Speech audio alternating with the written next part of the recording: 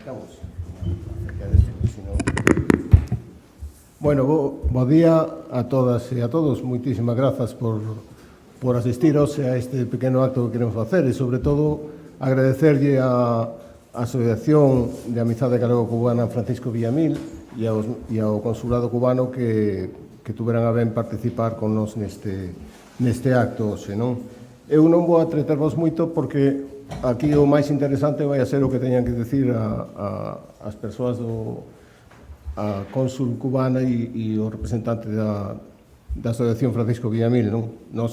Eu, por parte de Esquerda Unida, o único que podemos decir é que apoiamos sin ningún tipo de dúbida, non? Ao povo cubano e a súa revolución, sobre todo nestes momentos nos que se está incrementando a tremenda agresión a que é sometida a illa dende hai máis de 60 anos. O que está claro é que ningún outro país baixo o sistema capitalista sería capaz de soportar semellante bloqueo durante tanto tempo e dando unhas condicións de vida á súa ciudadanía máis que dignas. Só temos que ver o que acontece, non? Cos seus veciños dos Estados Unidos de América, que a pesares de ser a principal potencia imperialista mundial e de saquear en todos lados onde poden todo o que poden, son incapaces de dar unhas condicións de vida digna á súa ciudadanía e teñen a boa parte da súa poboación sin acceso a sanidade, sin acceso a vivenda e sumida moitas veces na pobreza.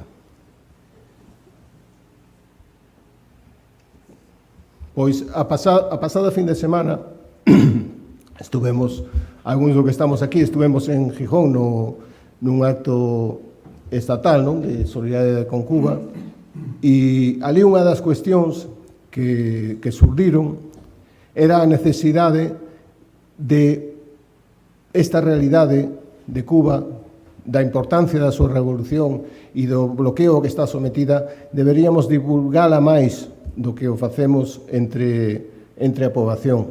Pero que acontece unha cuestión, que a poboación está, sobre todo en España e en boa parte do mundo, é como apática, non, ante esta situación. Pero iso ten unha causa, ten un motivo moi claro, e é que estamos continuamente, dende os medios de comunicación, dende as escolas e dende demais, cando se nos fala de Cuba, fálase da ditadura cubana ou do réxime cubano, como unha especie de justificación, non? Dices, bueno, xa que é unha ditadura, o mellor, pois non está tan mal que este sometido a un bloqueo porque é algo que se está facendo para cambiar esa situación.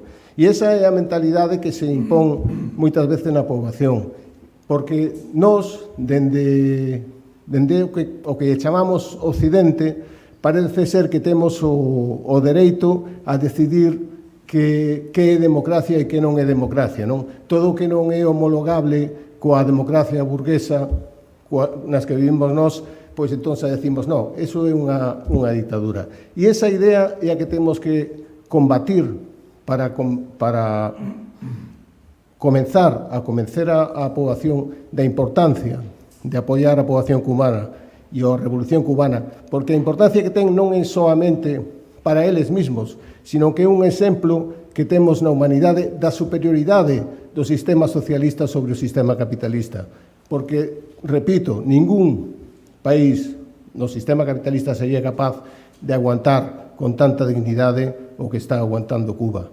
E agora, certamente, está empeorando a situación e, mentres todos os países do mundo están mirando para outro lado, a chamada comunidade internacional que permite ao imperialismo yanqui facer absolutamente o que dá a gana, non?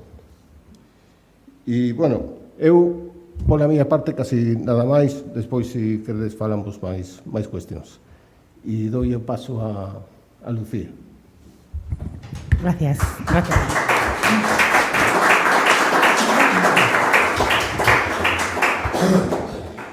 Bueno, pues me vais a perdonar que hable en castellano, pero para improvisar me es mucho más sencillo, y si empiezo a hablar en gallego probablemente al tercer párrafo acabe cambiando y no tenga mucho sentido. Desde el PCG queríamos, bueno, sabiendo que esta puesta en valor de lo que representa la Revolución cubana, la solidaridad que Cuba ha tenido con todos los pueblos del mundo, la solidaridad que nosotros le debemos a Cuba, ya iba a estar presente en los discursos de los demás ponentes, pues nos gustaría dar un punto de vista, resaltar una parte de la Revolución cubana que nos parece especialmente importante, y es el papel que las mujeres cubanas han tenido en la Revolución y que la Revolución ha tenido sobre la vida de las mujeres cubanas, que es una cuestión que no es en absoluto menor, es algo que no ha sido una concesión de ningún poder hacia las mujeres, sino que es algo que ellas han conquistado a lo largo de las décadas, no mucho antes ya del triunfo revolucionario. Las mujeres estaban en la vanguardia de la lucha contra la dictadura de Batista, con una presencia activa y muy decisiva, especialmente en los años más duros de la clandestinidad, desde las primeras manifestaciones, pasando por el asalto a los cuarteles del Moncada y Carlos Céspedes, en la propia lucha insurreccional. Asumían tareas de altísimo riesgo, escondiendo perseguidos o transportando mensajes, y actuaban como enlaces permanentes entre la guerrilla y la sierra. Crearon una red clandestina sin la cual no habría sido posible, pues, ni la comunicación ni el abastecimiento de los combatientes. Una presencia que no se limitó a las ciudades, que estuvieron tanto en la Sierra Maestra como en el Segundo Frente Oriental. Desempeñaron un papel muy importante tanto para la vida de la guerrilla como en la propia lucha insurreccional. Quizás el hito más importante de esta participación femenina fue la creación del pelotón Mariana Grajales, que ellas mismas reclamaron esta creación, ¿no? Y de hecho existen detrás de estas gestas una serie de mujeres que han sido símbolos de la revolución, como puede ser Celia Sánchez, que no solo fue la primera mujer combatiente, mano derecha de Fidel, sino que diseñó la logística del desembarco del Granma y creó este primer batallón, Aide Santa María, o Vilma Espín, y tuvieron una participación que fue relevante en todo momento de la revolución, no solamente en la propia lucha insurreccional, sino en su defensa a lo largo de décadas de lucha contra las agresiones imperialistas, ¿no? Después de este triunfo del 59, cuando el gobierno revolucionario empieza a organizar las milicias, las mujeres también solicitan integrarlas. En Playa Girón y en la crisis de octubre tienen un papel muy relevante todas estas mujeres. Cuando se plantea la creación de las milicias de tropas territoriales, las mujeres se presentan masivamente para participar en ellas, en las misiones internacionalistas como Angola también están presentes, pero también en lo que respectaba a la organización en el ámbito no militar, en el ámbito social, en la creación y en la formación de lo que fue la sociedad de la Revolución cubana, ¿no? La creación de la sociedad socialista, ¿no? Quizás el punto más clave en esta cuestión fue la fundación de la Federación de Mujeres Cubanas, que fue algo que de nuevo, no nace verticalmente del poder, sino que nace de las propias mujeres cubanas que ya integradas en la lucha por la revolución deciden que quieren participar en este proceso revolucionario que se planteaba transformar la situación de los explotados y de los discriminados, que quieren organizarse y reclaman esta forma de organización, que Vilma Espín y Asela de los Santos dirigen con muy buen criterio, ¿no? Con determinados, pues como principio rector, el aprender por la mañana y enseñar por la tarde, que no tenían unas estructuras rígidas, sino que van profundizando los cambios y ampliando la organización de las mujeres, llegando a todas las capas de mujeres de la sociedad cubana, para incluirlas en la lucha y para incluirlas en la construcción de este nuevo orden social que ellas han ayudado a construir. Y de hecho, pues la Federación de Mujeres Cubanas pues promueve cambios muy importantes en la sociedad cubana y, por supuesto, en la vida de las mujeres, ¿no? Solo decir que antes del 59 las mujeres representaban apenas el 13% de la fuerza laboral. Se fue multiplicando en los años siguientes a la revolución hasta alcanzar pues el 60% de la fuerza laboral. Lo mismo ocurre con la formación de las mujeres. Las que estaban en la universidad apenas eran un 3% y ha llegado a más del 60%. Y para hacer posible esta incorporación masiva tanto a la educación como a la educación, pues la Federación de Mujeres Cubanas, las mujeres cubanas organizadas, impulsaron determinadas medidas que nosotros defendemos como parte de las medidas necesarias para lograr, dentro de los procesos revolucionarios, la emancipación de las mujeres, como pueden ser el impulso de la creación de los círculos infantiles, que es un servicio estatal gratuito de guarderías, o el impulso de la formación de las mujeres, de la capacitación laboral, la necesidad de incorporarlas en la mayor medida a la vida social, a la vida laboral y a la construcción del socialismo, ¿no? También cuestiones como el debate y la creación del Código de Familia, que establecía, por ejemplo, la igualdad de derechos y deberes de hombres y mujeres dentro del hogar, o cuestiones como la creación del CENESEX, que fue el Centro Nacional de Educación Sexual, o el papel que las mujeres tuvieron desde los primeros años de la Revolución en cuestiones como la primera campaña nacional de alfabetización, en la que participaron masivamente estas mujeres organizadas para erradicar el analfabetismo que existía entre el pueblo cubano. ¿Y por qué hago este hincapié en esta cuestión? Es que todos estos avances que se consiguieron a lo largo de las décadas de revolución han tenido que ser defendidas durante todas estas décadas, han tenido que ser defendidos contra las agresiones imperialistas, igual que todos los avances conseguidos por la sociedad cubana han tenido que serlo, ¿no? Y las mujeres cubanas organizadas nuevamente es algo que denuncian de forma muy contundente, ¿no? De hecho, la Federación de Mujeres Cubanas califica el bloqueo como la forma de violencia más lesiva contra las mujeres cubanas, que es una violencia directa que limita su acceso a servicios esenciales.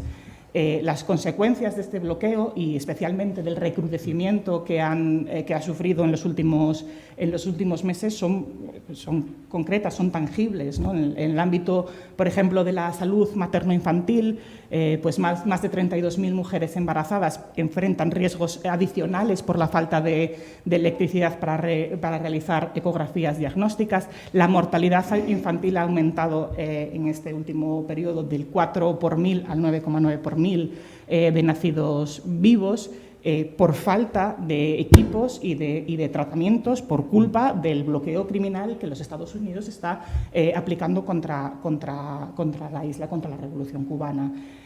También más de 100.000 pacientes, incluidos 12.000 niños, siguen esperando operaciones que están suspendidas por falta de electricidad y, de hecho, la supervivencia en cáncer infantil ha descendido del 85 al 65%.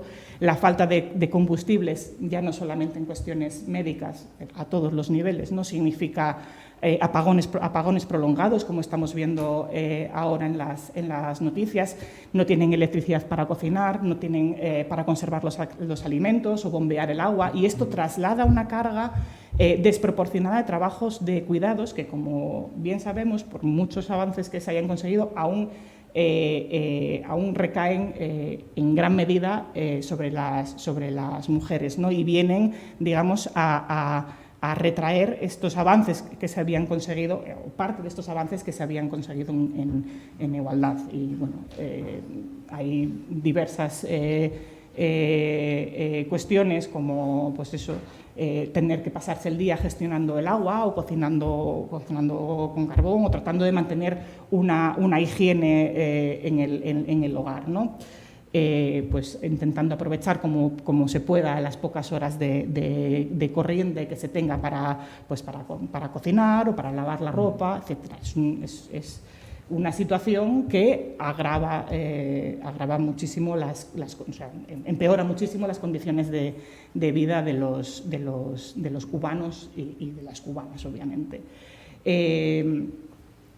Cuestiones como el desabastecimiento de alimentos o medicamentos, la imposibilidad de acceder a los suplementos nutricionales para los recién nacidos, la falta de anticonceptivos, la escasez de determinadas cuestiones para pruebas médicas. Todo esto está pues, aumentando la vulnerabilidad del pueblo cubano en su conjunto y de las mujeres en particular. Y, de hecho,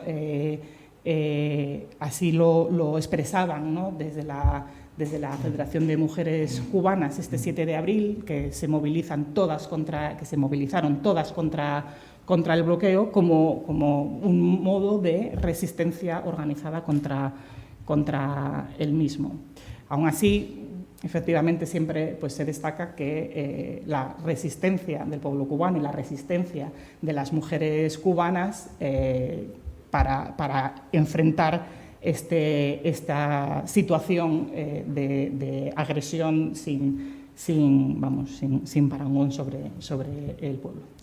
Y nada, simplemente quería pues eso, resaltar cómo la Revolución Cubana transformó radicalmente la vida de las mujeres, cómo las mujeres fueron partícipes, no solo receptoras de esta revolución, y cómo este logro es, como todos los alcanzados por la Revolución Cubana, pues un campo de batalla constante, ¿no? Y cómo el bloqueo no hace más que pues empeorar estas cuestiones y demostrar día a día lo criminal de estas medidas del gobierno estadounidense contra el pueblo cubano.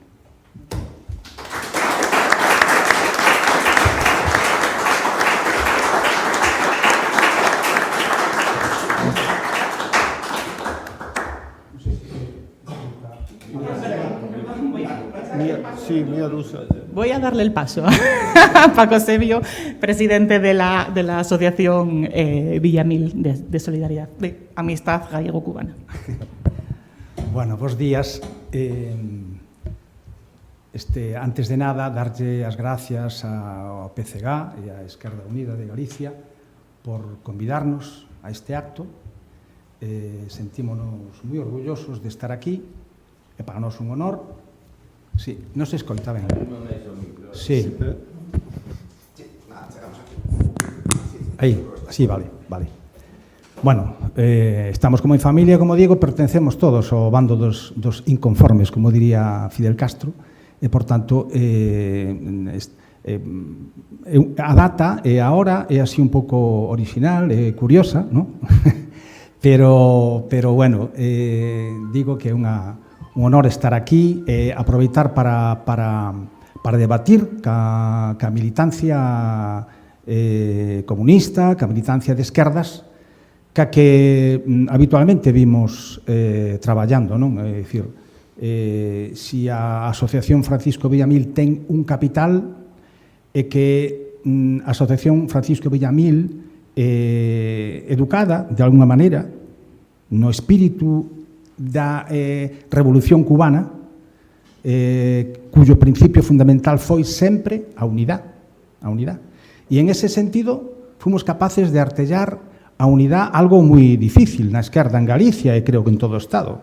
Fomos capaces de artellar un método de traballo de unidade que foi, como logo veremos, pasando por diferentes etapas en función das distintas circunstancias nas que se topou a Revolución e tamén en función das circunstancias nas que nos mesmos nos atopamos, non? Pero ese capital é algo moi importante para a asociación e modestamente creo que deberá servir de elemento porque estamos en un nivel básico que é o nivel da solidaridade, o nivel donde non só os comunistas que temos o internacionalismo como principio fundamental da nosa intervención, da nosa actuación, pero incluso movidos por outro tipo de sentimentos, seguramente eso, si somos capaces, todas as organizacións que forman parte, porque eu creo que raro é o partido, o sindicato, que non ten un socio ou dous na nosa asociación, non? Para nós eso ten unha gran importancia. Bueno, ten importancia tamén, antes de explicar un pouquiño brevemente en que consiste o noso traballo, quizás concretar un pouco digamos, o bombardeo informativo no que a cidadanía normal, con un nivel de cultura político moi baixo, cada vez máis baixo, porque se funciona por acto reflexo, non se reflexiona prácticamente no mundo no que vivimos, a tecnoloxía, as imaxes, o consumismo, todo isto nos leva a unha falta de reflexión alarmante. E entonces as matrices informativas que se expanden son tremendamente peligrosas non só para a Revolución Cubana, tamén para calquera proxecto de liberación do tipo que sexa. É dicir, isto é así porque o poder ten un poder tan grande que dice Cuba é un estado fallido, en lugar de decir Cuba é un estado asfixiado, pero Cuba é un estado fallido. Entonces, se prescinde de calquera reflexión. Curiosamente e contradictoriamente, paradóxicamente, nun mundo no que a información está á altura de calquera, pero non se é capaz de procesar toda esa información. As ambicións imperialistas de Estados Unidos sobre Cuba non teñen que ver só coa revolución, aínda que desde o 1 de xaneiro do 59 eso acadou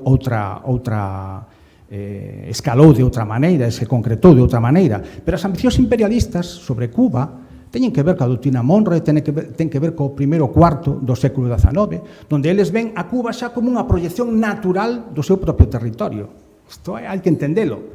Hai que entendelo porque iso é o que explica, de alguna maneira, que esa obsesión, porque non pode calificarse de outra maneira, non hai ningún país no mundo que soportara casi 70 anos xa semellante a nivel de asedio e de acoso. Non o hai. Despois de que os independentistas, os mambises, por certo, Francisco Villamil leva o nome de Francisco Villamil, que foi un galego que se incorporou ás guerras de independencia e que chegou a ter o cargo de general mambí. O sea que os nosos vínculos coa Revolución Cubana, coa cultura cubana, co pobo cubano son absolutos. E se repasamos o vocabulario dos cubanos e o traducimos aí, vale saber que hai verbos, sustantivos, comidas, culturas, formas de ver que son a mesma cousa. Son a mesma cousa, non? Moi curioso. Entonces, nesas guerras independentistas, cando xa os independentistas cubanos tiñan prácticamente derrotado ao exército español e a presencia colonial española, aí aproveitaron, como sempre, os imperialistas para, xa sabedes, provocar o atentado suposto do acorazado Mainen para facerse coa revolución. E a partir de aí se abre un proceso de corrupción, de mafia, donde esa triple alianza políticos, mafia e capitalismo se desenvolve ao longo de un período terrible que foi denominado a República condicionada, se non recordo, a República mediatizada. Bueno, hasta que no 53 Fidel e os revolucionarios do Movemento 26 irrumpen nos cuarteles Moncada, no cuartel Carlos Manuel de Céspedes, e se inicia unha nova etapa. Fidel Castro e os revolucionarios analizan que o nivel, o marxen de maniobra da corrupta dictadura cubana presidida por Batista a través dun golpe de Estado do 52, xa non lles permite ensanchar, digamos, as reformas democráticas que serían necesarias. Os procesos históricos teñen moito que ver coa evolución de cada país. Por máis que teoricemos, os marxistas temos o noso propio método de análisis a través do materialismo histórico, sabemos como, pero despois nos encontramos ca realidade concreta e aí é como temos que empezar a razonar sobre como superar esas condicións. Entonces, o asalto a cuartel Moncada convírtese na apertura dunha nova etapa, o asalto, o intento de asalto fracasa militarmente, pero políticamente é un éxito, e o propio programa, a propia alegato de Fidel, cando na historia me absolverá, convírtese no programa dos revolucionarios posteriormente, non? Ben, a partir de aí, chegando xa ao ano xaneiro de 59, Estados Unidos trata en todo momento de escamotear os resultados e o triunfo revolucionario. O fai como se fixo en outras moitas ocasións históricas. Recordade que, por exemplo, o remate da Segunda Guerra Mundial, cando xa o Terceiro Reich está prácticamente derrotado, hai un intento por parte, non recordo o nome dun almirante, Karl Dönitz, me parece que se chamaba, que intentou crear unha república para sustentar o nazismo sin Hitler. Isto é evidentemente, pactar a paz con Estados Unidos e Inglaterra e evitar entregarse á Unión Soviética. Aquí pasa igual. Estados Unidos, cando triunfa a revolución, se nega a extraditar aos torturadores, se nega a extraditar a todos aqueles individuos que tiñan responsabilidades de sangre, delitos de sangre, na tortura e na represión terrible que se creou non só durante a Guerra de Liberación, sino incluso antes, durante a ditadura batistiana, que era un réximen de terror, de represión, con un nivel de desemprego impresionante, donde o nivel de vida, os parásitos devoraban aos rapaces no medio rural. Ahora o imperialismo utiliza todo ese tipo de cousas. Entonces eu me dou conta que, por exemplo, nas redes sociales tratan de proxectar unha realidade absolutamente distorsionada do que era a dictadura de Batista. Porque isto é un tema clave, moi importante para entender, para nós, para poder defender a nosa posición. É un tema clave defender por que as medidas que toma hoxe Estados Unidos,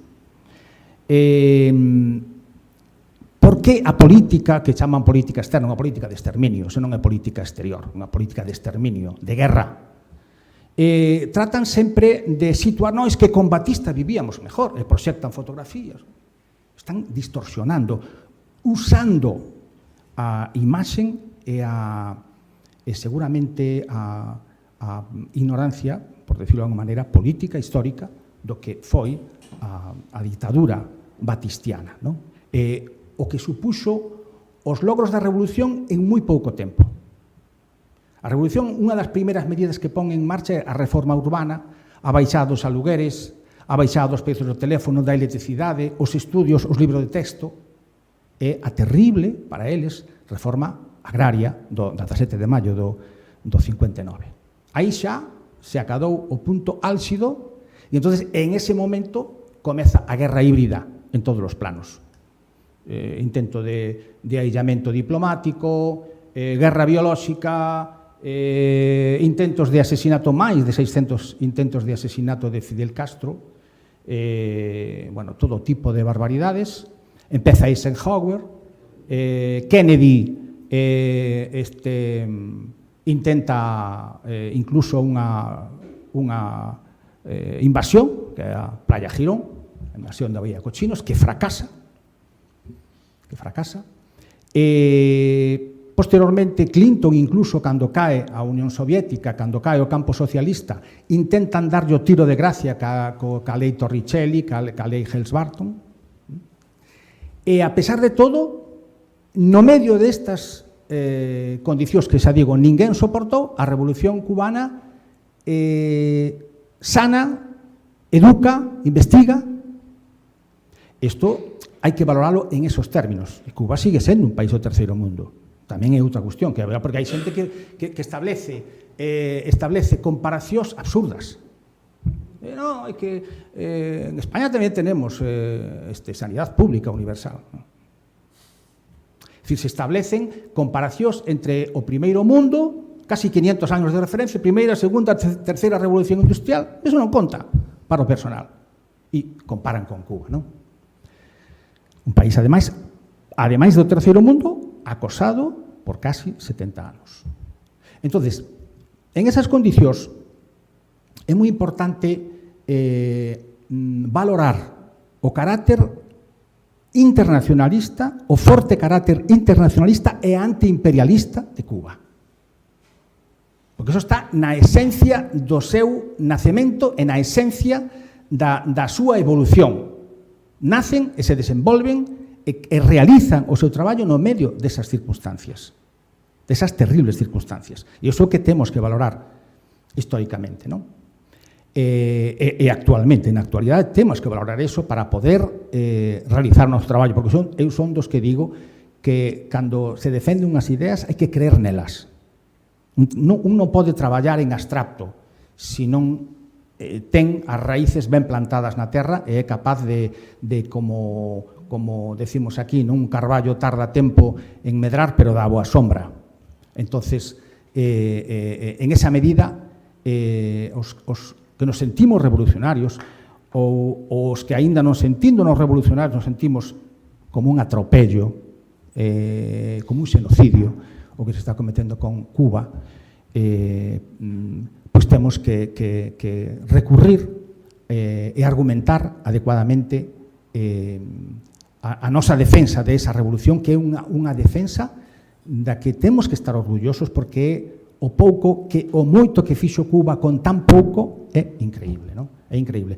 Cuba sacou, sabedes que existen hoxe en día xa medicamentos, vacinas contra o cancro, que están xa prácticamente no mercado, contra varios tipos, colorectal, o de pulmón, varios tipos de cancro. Cuba sacou 5 candidatos vacinais durante a COVID. Ningún país europeo, Inglaterra, da Unión Europea, ningún país foi capaz. Fixo Inglaterra, fixo Rusia. Logo China e Estados Unidos, e despois Cuba, que foi, en outro plano, unha potencia tamén no plano deportivo, por exemplo, non? É dicir, que os logros de Cuba son enormes, non? Son enormes. E agora, a situación na que nos atopamos, que antes describía a compañeira, tamén o compañeiro antes, é unha situación tremendamente delicada, donde se está poñendo a proba o nivel de resistencia entre o pobo é increíble. Onte foi 11 de xulio, aniversario da famosa intento de derrocar pola vía da violencia a Revolución Cubana, e entonces o imperialismo continúa con esa estupidez, porque a estupidez é aquelo que cando se realiza, un tropeza varias veces na mesma pedra, repite varias veces o mismo esperando resultados distintos. O sea, isto é realmente idiota. Non vai, eso está históricamente demostrado que non se vai a dar.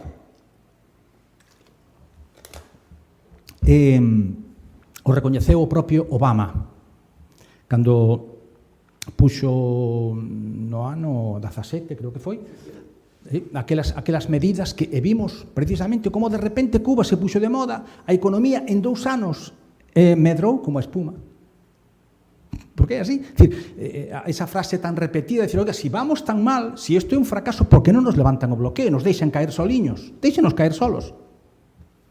Saben que non é así. Esa vía foi tamén ensayada con Obama e viron o resultado que daba esa solución, non? Entonces, quizás as circunstancias actuales nun contexto de bélico, internacional, nun contexto de profunda crisis do imperio, esta é a realidade, Estados Unidos está nunha profunda crise económica e a besta pretende morrer matando, creando caos, creando guerra, creando xenocidios. O que pasou en Gaza hai moi pouco tempo é un punto de inflexión. É dicir, cando se é capaz de matar a miles de nenos e de bebés e se teoriza con base na religión, no que sea, que hai que matar nenos e a xente asiste impasible a ese espectáculo, eso desde o punto de vista aqueles que estamos por cambiar as cousas, por transformar as cousas, temos que estar moi atentos, porque eso quere decir algo. Entón, as circunstancias son terriblemente difíciles e en esa medida a nosa resposta, a resposta dos que mal que ben comemos todos os días, dispoñemos dunha serie de... temos cubertas as necesidades fundamentales, hai que facer un esforzo. Hai que facer un esforzo personal, político, como se lle queira chamar, non? Hoxe en día, a nosa asociación pretende traballar en 3 frentes, basicamente. A denuncia e a aclaración do que está pasando, eso é moi importante en actos como deste tipo, máis grandes, de outro tipo, etc. Proyectar e defender con honradez e con decencia a validez e o exemplo que representa a Revolución Cubana. Mobilizar tamén, mobilizar a clase traballadora, mobilizar ao pobo, como se fixo, por exemplo, o 19 de abril, é unha manifestación que para ser Galicia e para ser Santiago, pois foi, eu creo que, non vou decir un éxito, pero foi un resultado decente, e temos que seguir impulsando eso. E despois está o terceiro aspecto do plano de colaboración, de recadar económica e materialmente apoios para a revolución. Saleu un primeiro contedor, contamos co traballo importante de todas as organizacións que de alguna maneira están aquí na asociación, incluídos o Partido Comunista de Galicia e incluída a Esquerda Unida, donde houve localidades que traballaron moi forte para encher ese contedor, que finalmente enviamos de casi 8 toneladas. E agora estamos xa para enviar o segundo que temos a medio encher. Hai que facer un esforzo aí, nese sentido, porque evidentemente se o imperialismo apreta, asoga, nos temos que incrementar, elevar tamén o noso nivel de correspondencia, porque non só porque amamos a Cuba, porque Cuba é, como decía antes, a relación cos galegos e tal, é evidente, é o socialismo galego, de alguna maneira, non? Ou o socialismo de fala galega, ou de cultura galega tamén. Entón, temos que traballar en ese sentido, senón, ademais, porque sabemos perfectamente que aquí todo está interconectado, que estamos nun tableiro no que cada peza xoga o seu papel. E entonces Cuba está a guerra, en Europa está o ataque a Irán e os seus resultados. É dicir, hai todo un contexto mundial que temos que considerar e temos que saber que o aporte de cada esforzo militante, do que cada un poida poñer de sí, en todos estos 3 planos ao que antes me refería, é algo fundamental para evitar que Cuba sucumba ante ese xenocidio, pero tamén para facer avanzar as nosas posicións como partidos, como sindicatos, como organizacións de todo tipo. Así que, nada, eu aquí xa me quedo. Moitas gracias polo convite de novo. E nada máis. Gracias.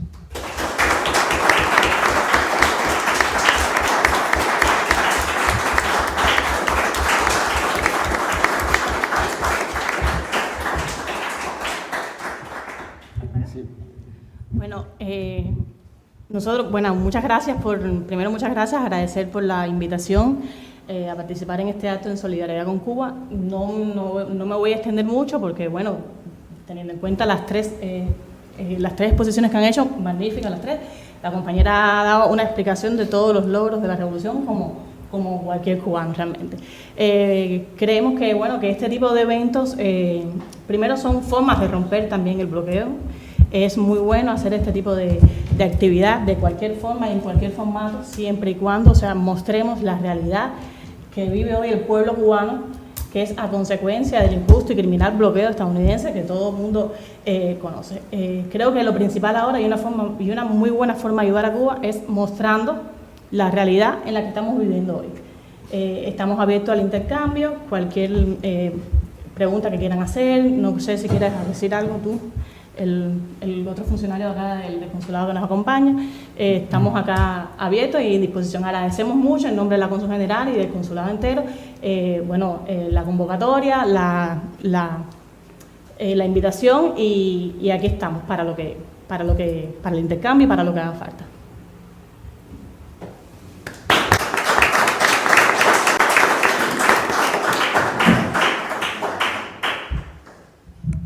Bueno, se tedes calquera pregunta que queirades facer, pedide a palabra e facemos un pequeno coloquio entre todos os que estamos aquí.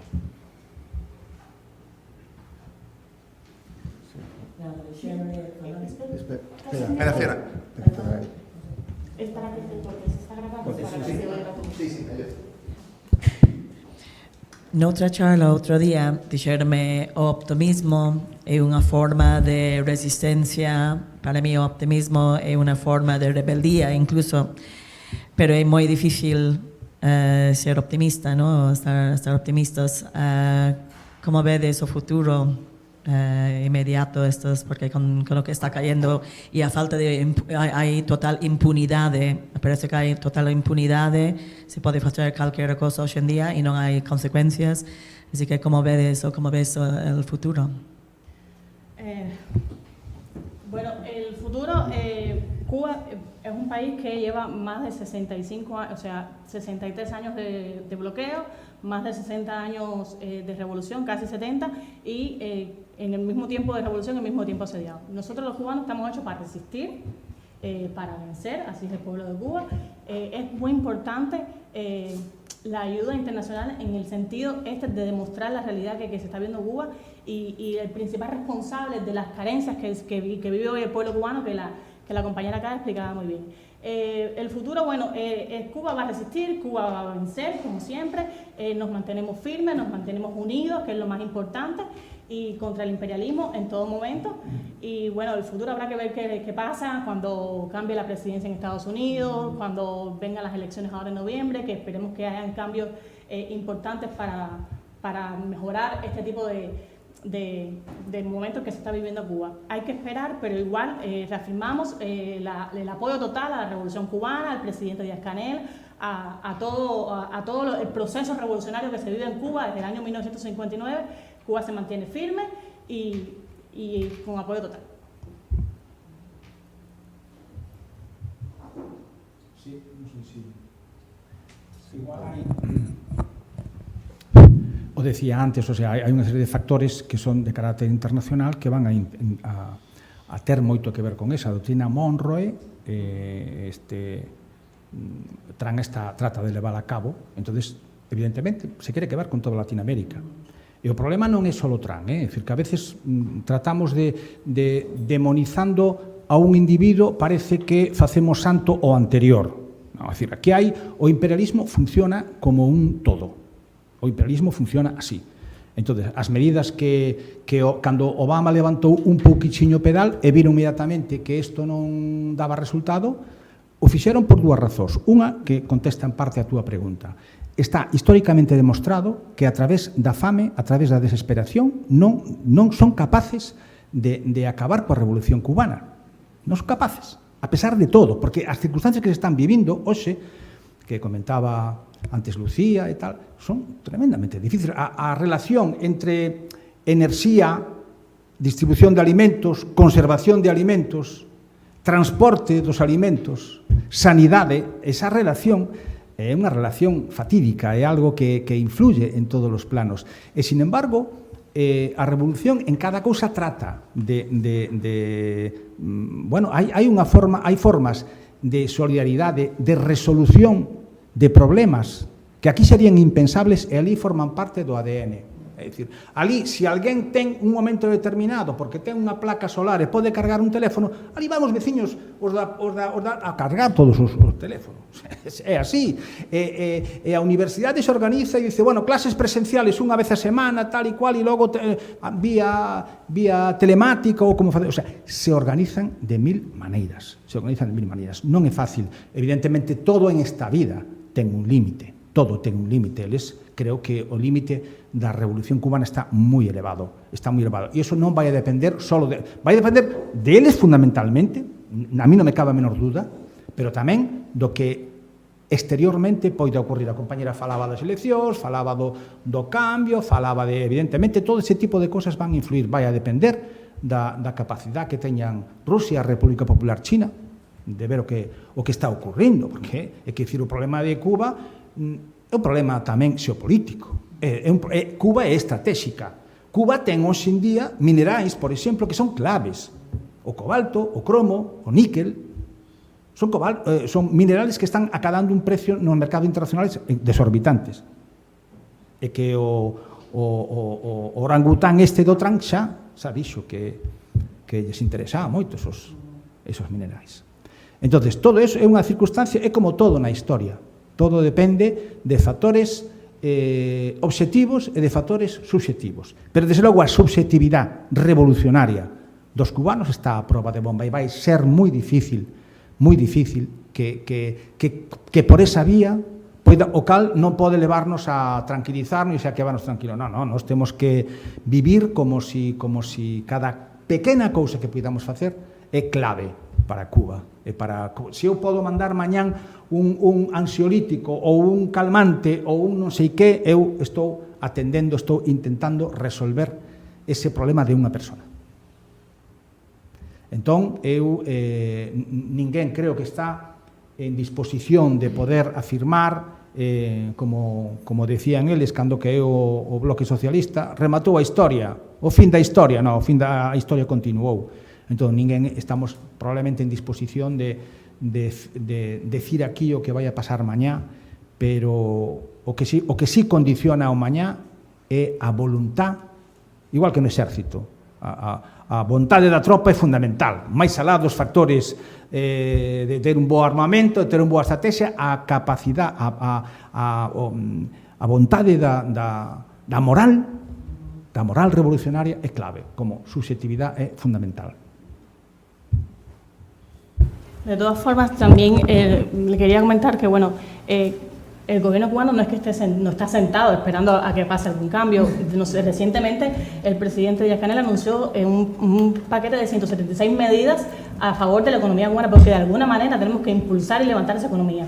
176 medidas que estimulan la inversión extranjera, que es muy importante para Cuba, que autoriza y estimula la inversión de cubanos residentes en el exterior, que inviertan en Cuba, que eso es muy importante para Cuba también, que autoriza y flexibiliza que las empresas estatales tengan autonomía y puedan gestionarse cosas que hasta el momento éramos un poco conservadores con estas cosas, pero nos hemos dado cuenta que tenemos que abrirnos, que hay cosas que podemos resolver nosotros desde adentro y tenemos que abrirnos. Entonces, estas 176 medidas son muy importantes también y creemos que tenemos que cambiar cosas internas nuestras, pero tenemos que mejorarlas y para ello estamos haciendo estos cambios.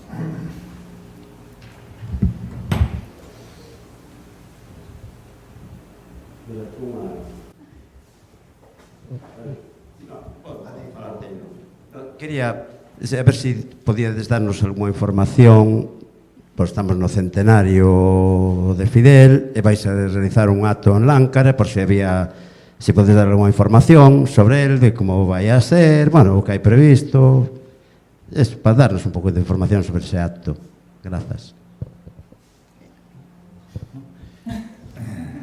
Bueno, vamos a ver, este ano, o 13 de agosto, celebrase o centenario de Fidel. Non é un centenario, además de ser un centenario, non é calquera centenario, non? Entonces, todos os anos, desde fai unhos anos, en Láncara, que é a localidade natal do nacemento do pai de Fidel e de Raúl, e de toda a súa familia, se celebra en Láncara un acto que hasta ahora foi un acto, bueno, que se ha reunido a varios centros de personas, con presencia institucional, con presencia política. Eu creo que este ano, claro, a nos non nos corresponde como asociación tramitar ese convite, pero teño a dúda e xa volo anuncio que tanto o PCG como Esquerda Unida van a ser convidadas a participar nese acto en Láncara.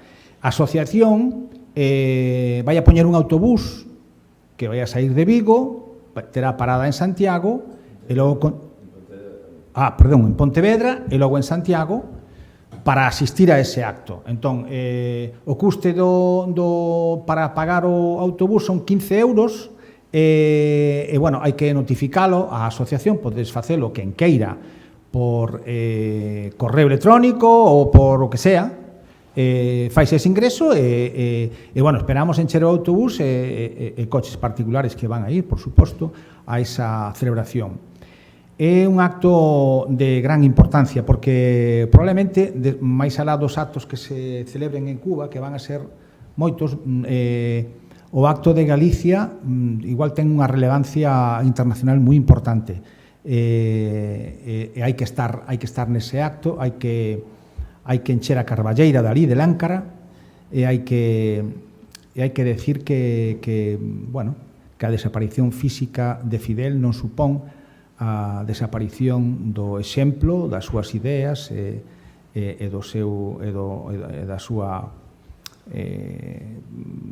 exemplo revolucionario que sigue presente en Cuba e que sigue presente, como non, porque xa Fidel xa é un clásico para os marxistas, para os revolucionarios. É un clásico xa, é dicir, é unha persona que no contexto de que aquí nos quedaron moitísimas cousas para analizar, non? Pero se analizamos toda esa trayectoria nos vamos a dar conta que un pequeno país de 11 millóns de habitantes o que fixo a proyección internacional que tuvo esa revolución é algo increíble e eso en gran medida non se debe aos individuos personalmente, un individuo, pero evidentemente hai a veces figuras que descollan, que son absolutamente singulares no pensamento e na súa capacidade organizadora, estratégica, etc. E esa figura é Fidel Castro. Entón, sí que esperamos contar coa vosa presencia, coa presencia da militancia comunista e de Esquerda Unida en ese acto. Sería moi interesante, desde logo. Sobre lo que comentaban las compañeras antes de la resistencia del pueblo y del sistema cubano, estaba recordando lo que ha sucedido en Puerto Rico, tanto de los cortes de electricidad que hay, como cuando hay huracanes, que siendo una parte de Estados Unidos no reciben ayuda suficiente. Vemos también todos los años cómo los puertorriqueños se van al continente, porque no ven una forma de crecer en su isla. Entonces, a veces la gente dice, pero que el gobierno cubano claudique y que pues vivan la prosperidad, pero vemos ejemplos literalmente al lado que no son ciertos. Puerto Rico lleva 60 años o más siendo quien recoge las obras de Estados Unidos y luego no es dentro del Caribe, yo soy del Caribe y dentro del Caribe Puerto Rico no es tampoco ninguna gema ni ningún modelo a seguir para los países vecinos. Entonces tienen esta propaganda de que Cuba no quiere a su pueblo, pero los modelos que hay tampoco resuelven ninguna de las necesidades que tiene el pueblo cubano. Non están bloqueados. Claro, exactamente. Sí. Los modelos que tiene hoy el pueblo cubano son las conquistas de la Revolución Cubana en 1959, la educación, la salud, el acceso, o sea, el programa de adelanto de la mujer, son conquistas de la Revolución Cubana que no podemos permitir que se pierdan y hoy quizás no satisfacen el pueblo, las primeras necesidades del pueblo, justamente por el injusto y criminal bloqueo, reiteramos, que existe y que nos afecta y que está demostrado. Entonces, por estas carencias, es que no sé si vieron hace poco en la ONU acá el debate entre el ministro Bruno Rodríguez y el representante permanente de la ONU, de Estados Unidos en la ONU, las fotos que enseñó el ministro de Relaciones Exteriores cubano, cómo en Cuba se opera en un quirófano con la luz de un celular. Y esto es producto a los largos apagones que hay y de los apagones que por culpa del bloqueo, a consecuencia del bloqueo. Entonces, aún así, el sistema de salud cubano no se deteriora por las propias carencias que debe tener, pero aún así se mantiene dando servicios, se mantiene siendo gratuito siempre y se va a mantener siendo gratuito, porque son conquistas de la Revolución Cubana que siempre fueron para el pueblo, fueron del pueblo y para el pueblo y satisfaciendo las necesidades del pueblo. Y hoy se nos dificulta un poco porque el bloqueo se ha arreciado muchísimo, pero siempre ha sido así y se mantendrá siendo así.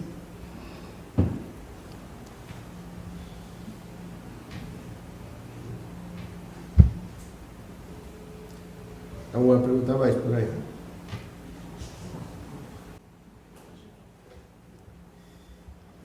Bueno. No sei, perdón. A ver, a mí pareceme importante, eu insisto, non, nesta cuestión, pareceme moi importante intentar desmontar esa mitoloxía que temos os que vivimos aquí en Occidente sobre esa mitoloxía de que a única forma democrática de goberno é a que temos aquí nas nosas pequenas democracias burguesas que eu chamaría máis ben ditaduras do capital que veñen sendo realmente, non? Lembro nunha ocasión, fai xa moitos anos, cando surdira aquela movilización que se chamou 15M aquí en España, non? Que nunha daquelas asambleas que había abertas e onde cada un decía a idea que mellor lle parecía. Lembro que había un que decía, bueno, todas as leyes al referéndum, e decía, ben, e todo o mundo aplaudía, non, no tema. Naquela ocasión, nunha ocasión, propuxen, non, dicen, bueno, estaría ben que os partidos políticos non se presentaran ás eleccións e estaría ben que os candidatos ao Parlamento foran elexidos a través do seu barrio e que non se permitiran as campañas electorais, non? E todo o mundo, moi ben, unha idea. Dice, pois eso é Cuba. Eso é Cuba. Claro, e entón hai que ir abrindo esa idea, non, de que o noso sistema supostamente democrático non é nin o único, nin seguramente o mellor. Non digo que Cuba non teña problemas e teña cousas que mellorar como calquera outro lado, pero dende logo non temos que ter medo a enfrontar ese debate ante ninguén, non temos que avergonzarnos de defender a Cuba e defender o seu sistema. E, bueno, nada máis. Así que es.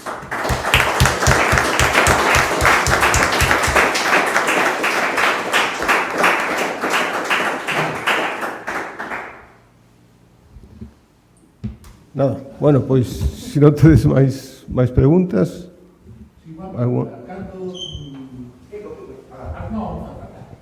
Cando termina o plazo para recaudar o material para mandar? No, bueno... Sí, nos inicialmente, ahora o próximo envío vai a ser, calculamos que en setembro. Si hubiera algún problema, podría ser outubro, pero eso non quere decir que a campaña remate aí. A campaña continúa.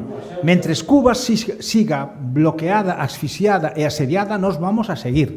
En este campo e en outro.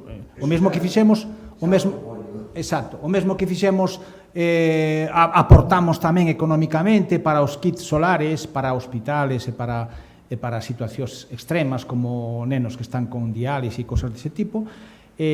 O mesmo que fixemos a campaña de doazóns de marcapasos, que fixemos unha exposición sobre pintores galegos sobre o Che, pola que era da medicina. A campaña sanitaria vai a continuar. Ahora en setembro será o próximo envío, pero logo continuaremos. O sea que nada, non vos vamos a dar ocasión de descansar. E seguindo co mesmo, nesa logística, nesa distribución, tedes algún problema para que os barcos que poidan entrar ou entran con normalidade? Sabendo a orixe dos produtos que se están levando. Bueno, eu aí teño a miña información, pero vou a dar ao noso secretario da organización, que é o alma mater deste tipo, da logística, este tipo de cousas. Hola. Sí, a min tócame o traballo de fontanería nesta historia. Vamos ver, a campaña é permanente. Estableceuse así, contrariamente ao que se está facendo noutros sitios, porque temos un país moi grande, disperso, con moitas organizacións, temos nos a Villamil unha capacidade moi reducida, entón dixemos, facemos unha campaña permanente, vamos establecendo unha rede de locais, de organizacións, vais acoplando xente a medida que vai chegando a noticia. Eso permite que cando se entera todo o mundo non rematou xa a campaña, ¿sí? Entón, cal é o problema? Que temos que asegurar a campaña con un fluxo permanente de entrada, clasificación, inventario, registro, empaquetado, saída. A saída faise cando se pode. Quer dicir, cando hai 69 metros cúbicos xuntados en diversos puntos que hai que xuntar nun único para cargar. Neste momento hai un problema efectivamente coas navieras, porque hai sancións novas establecidas por Trump recentemente que afectan aos embarques que se van ao Mariel. Entón, tiñamos pensado embarcar en finais de agosto. A carga de agosto suspendeuse porque non vai haber barco. Estamos agardando para setembro unha data. Pode pasar que en setembro tampouco haxa data, é dicir, non haxa barco. É dicir, que eso queda aí. Pero nós seguimos amoreando produtos, agardando a posibilidade do envío. Envíos vai haber, porque se non é cunha navieira é con outra, se non é un prezo é outro. Ata agora, o primeiro envío financiámoslo con axuda popular, é dicir, a xente dou cartos, non recaudamos aínda axuda institucional, non a pedimos aínda, tiñámoslo en vista, pero deixámoslo para despois. Para o segundo xa temos os cartos tamén. É dicir, que por ese lado temos asegurado o sitio de almacenamento, puntos de recollida, o financiamento. En canto teñamos a posibilidade de facer a carga, mandámola. E a campaña sigue. E se se incorporan novas organizacións, novos locais das organizacións que xa participan, se van establecendo redes persoais, porque esta campaña permite xuntar vontades, é dicir, persoas que ao mellor non teñen a posibilidade de, ou non queren militar ou non fan nada, pero unha axudiña para Cuba si dan. Entón se implican, que sei eu, cousas tan tontas como estás nun chollo, a compañía de traballo se entera que está recollendo medicamentos e te aparece un día con medicamentos, fala cunha amiga e así sucesivamente, ou unha óptica de Lugo se pon en contacto con nós para xuntarme lentes e comeza a falar con outras ópticas e con farmacias e ao final acaba mandándonos un medio palé, ¿sí? Pero para iso hai que darlle tempo a información a chegar, a ir chegando xente e ir comprometendo máis persoas. Temos que contar unha rede de miles, ¿sí? E contamos con vos para iso. Gracias.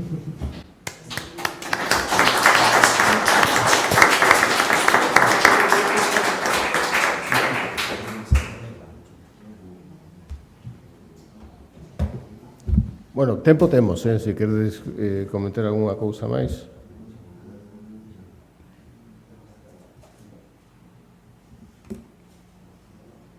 Se non, pois nada, pois moitas grazas a todas por asistir, aos que viñestes e aos que intervistes, e vémonos na próxima. Moitas grazas. Hasta logo.